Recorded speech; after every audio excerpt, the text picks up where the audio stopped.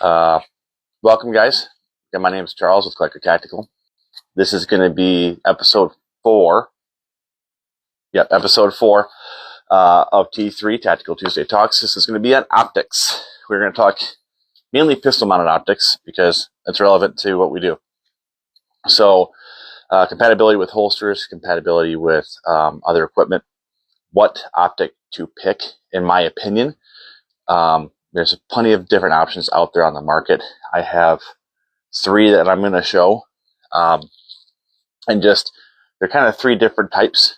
Not saying that they're all different types on the market, but gives you a good idea of what ones are going to be out there to choose from. I don't have all of them, but we're going to go through the first one. This is my everyday carry. So that is going to be the Holosun 507C. This is a solar side battery. So that means that I can take this battery out and replace it without having to take my optic off and not having to technically re-zero. Now, even though there's usually locator pins on your optics to help return to zero, they're not always 100% true. Always, if you have to take your optic off for any reason, always go confirm zero. It's just a good rule of thumb, and you get to go to the range again. But this is one option. This is an open emitter. I don't have any closed emitters yet. I haven't got one yet, but basically meaning that the emitter here is open and exposed. In closed emitters, there's a piece of glass that is in here, and everything's encased and closed, keeps it free from mud, dust, dirt, and all that jazz. Does not necessarily mean that your glass is going to remain clear, since it can still get gummed up and gunked up and get nastiness on the outside, but you're not going to have a heck of a time cleaning the inside of your open emitters like this one. It has all the settings on it like most optics do. You'll have your brightness and all your other settings that come with it externally. One thing to think about when you're getting an optic for your pistol is how it's going to mount. And depending on the manufacturer, like this Smith & Wesson, it gives you the plates. Glock gives you plates. Some other companies will only give you one plate. Other ones will have like a direct mount, but it's only typically for RMR footprint, or if it's a smaller subcompact, microcompact, this is the RMSC footprint. There's a whole bunch of different footprints. We won't go too much into that, other than you can just Google the different footprints and just know which footprint your firearm uses, and that way you can shop around to find out which optic you need. There are adapter plates, so you can run full-size optics like RMR cuts on RMSCs if you run an adapter plate. I don't always recommend that. Stick with what it was made for. Like I said, it comes with, I think, 4 or 5 plates with this one. The Glock MOS, which is their modular optic system, I think that's what it's called. Another one. They give you the plates with it. They do have a lot that will direct mount to it without needing the plate. Not a lot, I should say. There's only a few. Typically, you're going to have, I think you have 6 plates actually with Glock. Other companies, you have to buy the plates separately because they're not like, well, we don't know what optic you're going to put on here because there's such a wide range of optics you can choose from. They make you buy it afterwards. And I think if you're buying a gun that's optics ready, you should get at least 1 plate. Either get the choice or like a free voucher to be able to submit and get a free plate. I think there's a couple companies that do that. I think Springfield is one of them where you get 1 free voucher. There's a couple companies. I can't really say off for certain which ones will give you a voucher for a free one. But anyway, here's another option of a red dot. This one is the battery is actually up underneath. So it's grounded and makes contact underneath here. So if I need to change the battery out on this Veridian, I have to remove the whole optic, and therefore I'm going to be forced to have to go zero. Not a bad thing to do though. This is a larger window. This is the RFX 35 from Veridian. This is going to be a green dot. One thing I didn't go over with the Holosun. I'll jump back to it. We'll see if you guys can see it. Maybe not. Yep, there you go. There's the dot. There's a green dot. This is a 3 MOA. The MOA on your dot is going to be somewhat important as far as what your use case is going to be, in my opinion.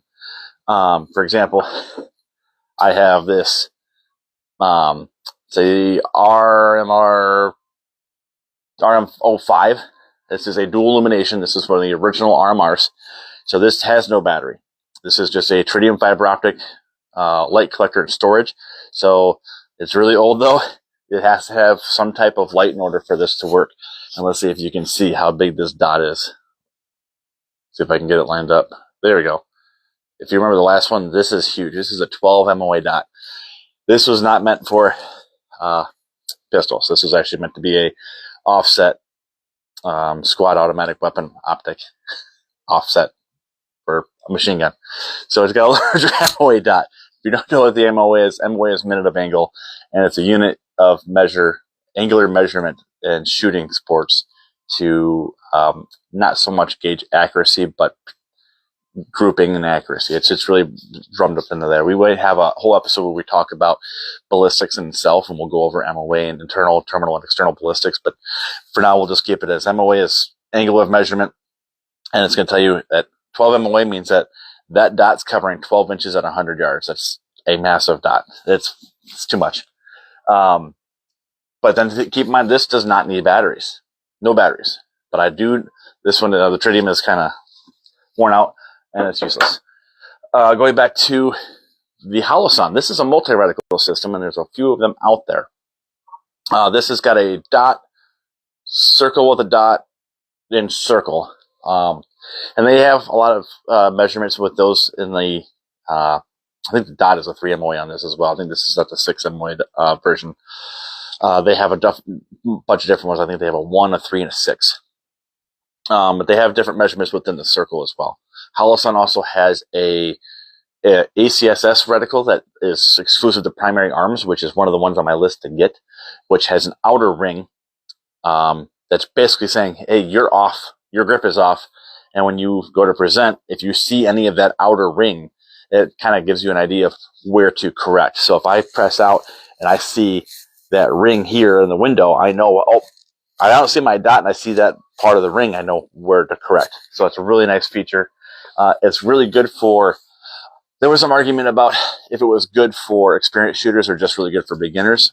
I would say that it's good for both. If you're shooting really fast, even though there's a lot of guys that can close their eyes and they can present out and be on target, sometimes you just don't have a good day. Especially if you're shooting competition, you want to have that little bit of help. Hot Tactical in the chat said that he's colorblind, so green and MOA plays a factor for me. I can run red, but definitely prefer green. I am with you, brother. I am colorblind as well. Green is my preferred color.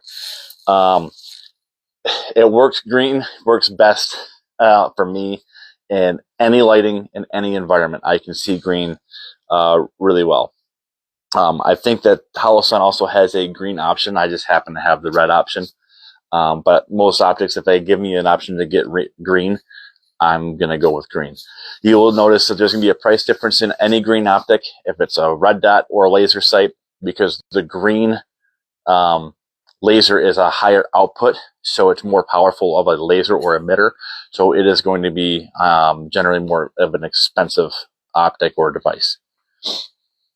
So we went over the open and closed emitter, different MOA, different reticle types. External and internal batteries, whether it has a battery or doesn't have a battery. Red or green dots, multi-reticles, size of an overall window. We went over that a little bit when I talked about how the RFX35 is kind of like a Trijicon SRO for a lot less. The Holosun, we'll try to see if you can see them compared side to side.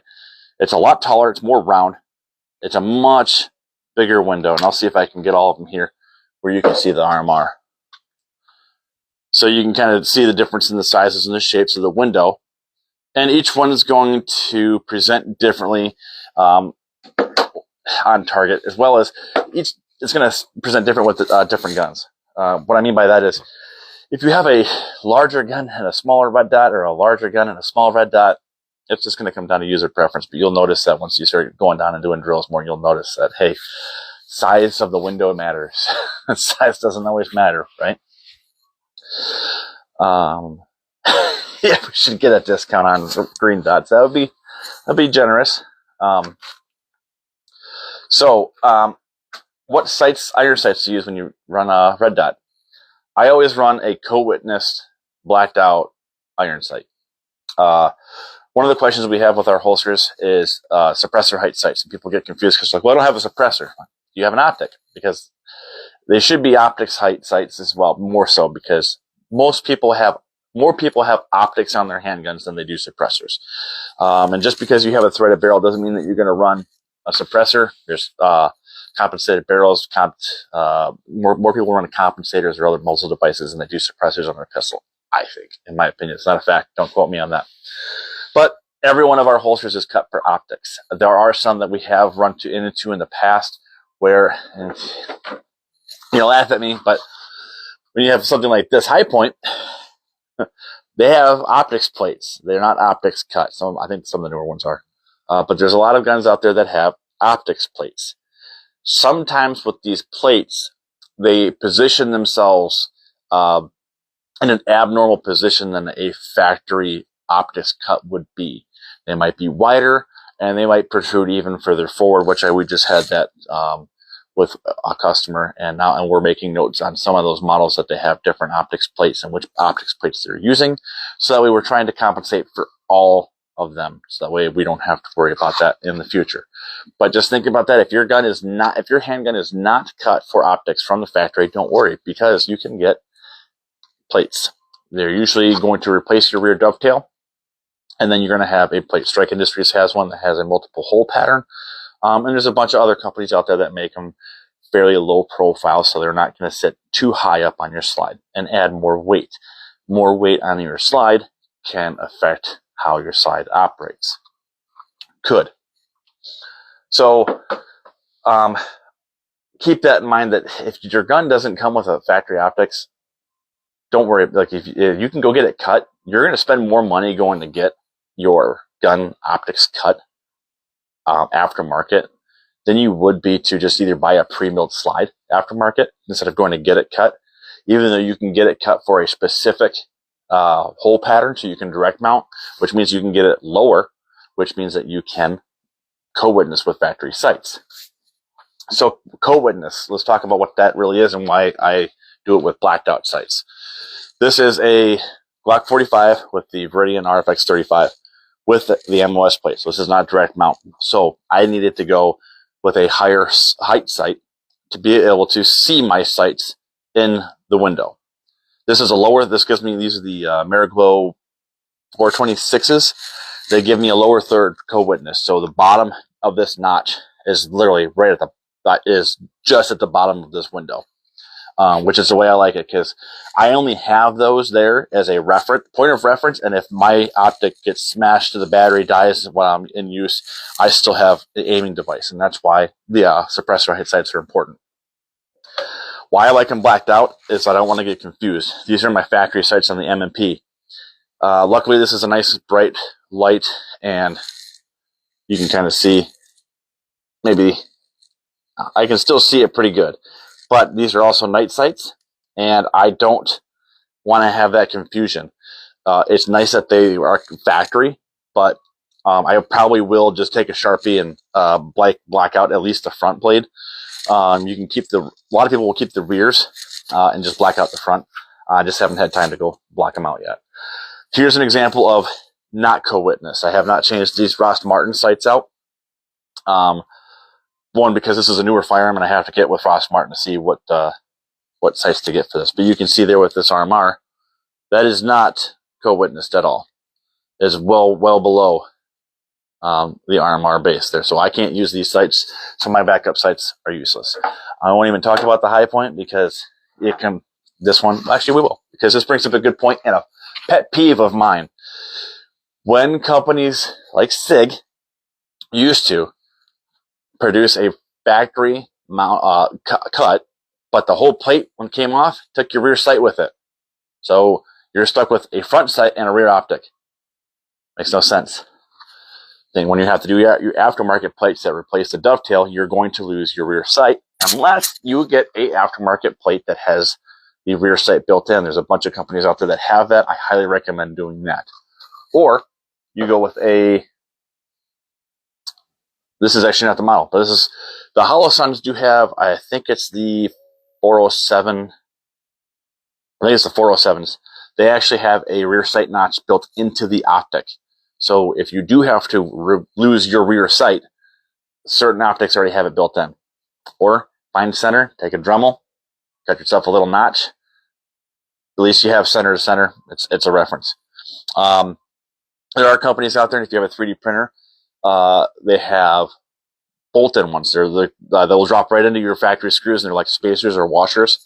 They'll go into your mounting screws, and they give you a rear sight that'll be mounted inside the window here. Most of the ones I've seen are for the RMR specifically.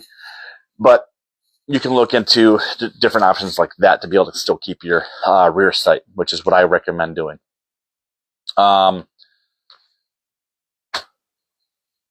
Not so much optics, but we'll talk about the sights as well. I don't have the gun close by. If you don't do blacked out, there's tritium fiber optic, there's night sights, there's just white sights. There's different types of iron sights that you can work with. So if you don't want them blacked out, you can still have your night sight or your tritium fiber optics with the rings and all the cool fun stuff. So if your optic does die, at least you still have a night sight and somewhat of an illuminated optic. Yes, and SIG finally just started doing that, where now all their optics cuts are a little bit further forward and they keep their rear sight, or they move the rear sight back. I don't know how they did it. There's still a few companies out there when they do a optics cut, you lose your rear sight, which is dumb. All right, so features. Features is a good thing. I'm just checking my notes. So the Holosun is loaded with features. Probably, as far as I know right now, probably one of the most loaded optics on the market with as far as features go. Solar. That means if I take the battery out of this, as soon as this solar panel hits sunlight, and I've tested it, it's very quick. By the time I draw and present, the light is on. So this has got a solar backup. Doesn't work at night, but during the day, the solar panel does help. Does not charge. I think there might be somebody out there working on one that will charge it, but it doesn't do you any good concealed carry anyways, because it's concealed. So whatever. Good ideas. Maybe poor judgment on those. Battery accessory from the outside, or without having to remove the optic. Some models have rear iron sights. Multi-reticle, shake awake. Most optics that are coming out now are shake awake. It's a feature that a lot of them have. Every one of my Viridian and my Holosun have a shake awake. So saves the battery when it's sitting there on the desk. It's not on the slightest bit of movement, and the optic comes on, and you can set the time. 10 minutes, 24 hours, whatever. You can set how long it takes before the optic actually turns off. The Viridian RX35, same instant on feature. Doesn't have multi-reticle though, but I can change the brightness, which I can on most all optics. Some of them are fixed. Don't know which ones off the top of my head, but I know there was a few that were fixed brightness. I think those are older models. So that's probably not really a thing anymore. This is of a larger window. You can go into like the different coatings on the glass and the curvature and the size and the shape for features, but I'm not going into like luxury features. So this has got instant on, which is great. Adjustments for the settings. I think there's a manual there for how you touch the buttons, and you get the different settings for the shake awake. Basic. The only cool feature on this one is that it's a tritium fiber optic and there's no battery. The newer Type 2s, and the HD, which I kind of want to get, is the HD as one of those that it actually sits further forward than the SRO even. So you can see how this sits flush with the cut and the optics plate. This is not an SRO, but the RFX35 does protrude forward. The HD is even further. On a Glock, the HD almost goes right to the chamber. It's far forward. So optics on pistols, as far as, is it worth it? Yeah, I think it is. In my opinion, optics on a pistol is, I can't go back to irons. I still would recommend, if you're new, learn irons, learn your fundamentals on irons. Because you always need to start with a good base. But learning optics is a new thing. I think that should be a new standard. If you're a gun manufacturer out there not making a factory gun for optics, you're a little bit behind, like a lot behind. I need to get with it. Just like with mags, like I get it. Staccatos are expensive. I know, Zach, you're in here. Staccato mags are expensive, but you get, I mean, two. Come on, I didn't think you get two. Maybe you get two. Some of them you're only getting like one mag with some of these high-end guns. 3 mags at least, please. 3 mags, optics cut, and that's all we're asking for. It's pretty simple. But train with the optic, learn it. Learn irons first, though. If you know your optics or your iron sight. Sorry, if you know your irons, you can come out presented with your eyes shut. You can get a natural point of aim with your irons. Putting an optic on is barely going to change any of that, really, because you're going to be just maybe a little bit hot. Your head might be up a little bit more. It's not going to be that much of a difference. It does take some time. I know a lot of people didn't like it, and they talk to me all the time. Oh, I can't find my dot. It's electronics. You got to train with it. You think the first time you picked up a handgun, you found your iron sights the first time, how long it took you? You had to squint, shoot with one eye, turn your head all sorts of weird ways before you can start to figure out to shoot with both eyes open and look for your front sight, not your rear. Just train. Just practice and train.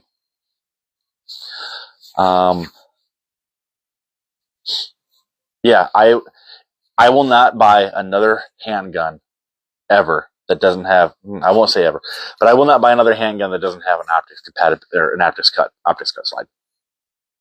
There is some exceptions I might make depending on the gun, if it's like an old classic, but I'm not a connoisseur of sorts of classic types. I like modern stuff. Or even revolvers. There's a lot of revolvers that are coming out now that are optics cut. So they're not so much, they won't be the same, but they are optics compatible. They have, plates that you can put on them. As a gunsmith, I've installed quite a few, scopes for hunting and red dots for competition shooting on revolvers. So, even some of the old 1911s and some of the, metal frame guns that didn't have optics cut, there is rail mounted, optics plates, and a lot of competition shooters like to do that. Like I have somebody I'm making for their platypus. They're actually drilling and tapping the side of their platypus, and they're putting a competition style overhang optic mount on it. I was like, well, why? It's cut for an optic. And he's like, I don't want my optic moving. I want that thing to just stay still and let the slide do its thing without an optic on it, and I can be faster on my follow-up shots. That's a good point if it's a competition gun. And if that's the case, we can make holsters for them. So let us know first before you put it in order, because we'll have to talk about that. There's a lot of, we do custom stuff. I do a lot of custom stuff and I enjoy doing them, but, I have had a few people just think, oh, he does custom. I'll put in the order. Please reach out to us first, if you have custom stuff like that, because I have to get dimensions. I have to see how it was done. I need pictures and measurements, but, typically off of pictures and measurements, we can do it. We can get it done. I think that just about wraps it up for optics and pistol optics and what's kind of compatible as far as, well, all of our holsters are compatible with optics.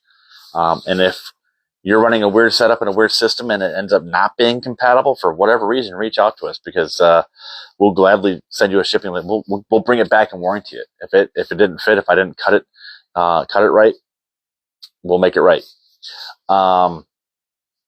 Next week, just to give you a heads up, next week we are going to be talking about flashlights, handhelds, weapon lights, probably get into rifle lights too. We'll probably just cover everything.